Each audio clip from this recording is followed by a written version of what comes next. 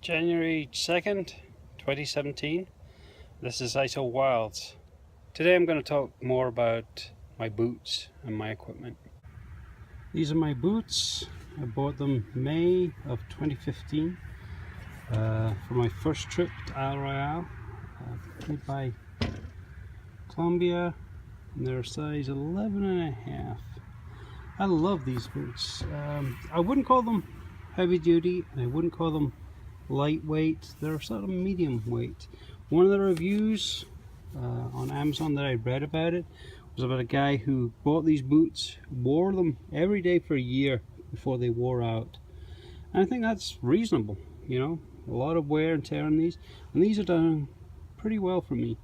There's a little wear here because I'm a big guy and this is where my foot hits the ground a lot. So these are still good. Hopefully they'll last me through another trip before I have to replace them. Things to watch for: make sure there's no gaps here. You don't want anything coming in, no water or anything like that. One thing I like about this is it has a sewn in tongue, so the tongue of the boot only goes down so far. I would have liked these to have more of a evened off ankle support, because that's the main reason for buying boots, is to protect your ankles. My ankles come in here, so they do give me protection from side to side, and when I'm walking, it doesn't rub too much on me. Let's see here, they got a good rubberized plastic, so it will actually grip, and it does grip pretty well. There's no major stitching over here, because this is where you're going to get wet. One of the things I did do is when I bought these boots, because I saw all this stitching, and to me stitching is like an area to let in water. So what I did was I got mink oil at the same time as I bought these boots, and I made sure I worked it in there to waterproof stitching. Well, as I mentioned yesterday, one of the things I did do is I replaced the original laces with laces that were a little shorter. That's so that when it comes time to getting up in the middle of the night, or going to the bathroom, or getting up for breakfast or something, I can just slip my boots on and not worry too much about my boot catching my other laces. You know, these are pretty easy. I can just slip them on. And I'll just be able to walk quickly to wherever I want and not worry about these trailing laces. I love these boots. You can see these are the creases. One of the important things you have to do is get your boots and wear them before you go on your hike. Sounds sort of common sense, but I've seen a lot of people who bought brand new boots and then taken them on a hike, a big hike, and ended up with blisters from heck. So what you do is, especially with the mink oil, which softens it a little, and this is how you can see how I land on my foot. See these creases here?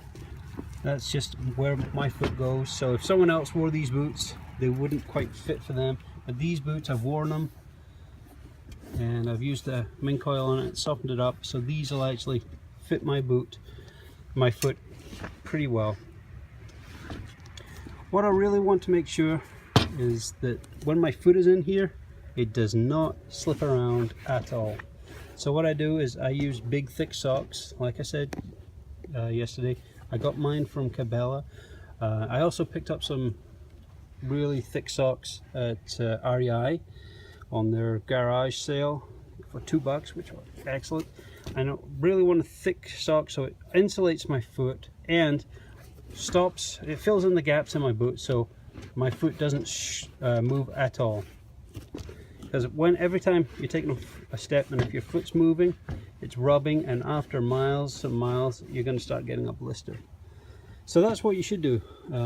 After you've been walking in your boots for like 10 minutes, stop, check, tighten up your boots, make sure there's nothing feeling warm in your foot, like a hot spot, which is like a precursor to a blister. Blisters are really bad.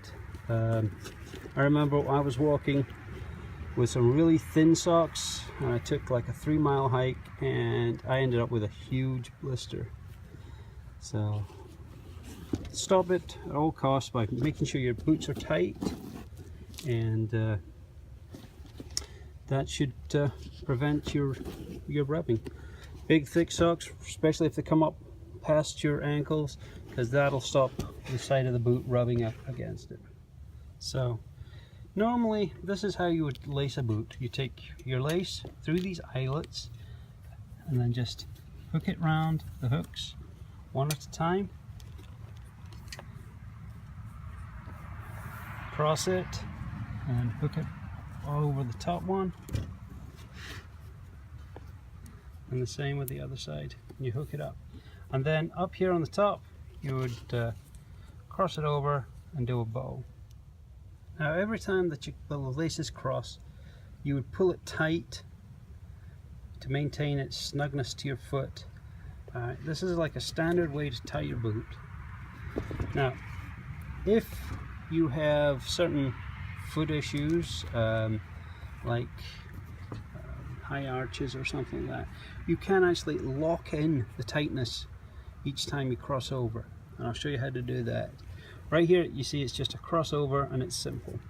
So what you do is you loop it over once or twice, and that, like a surgeon's knot, and locks it in.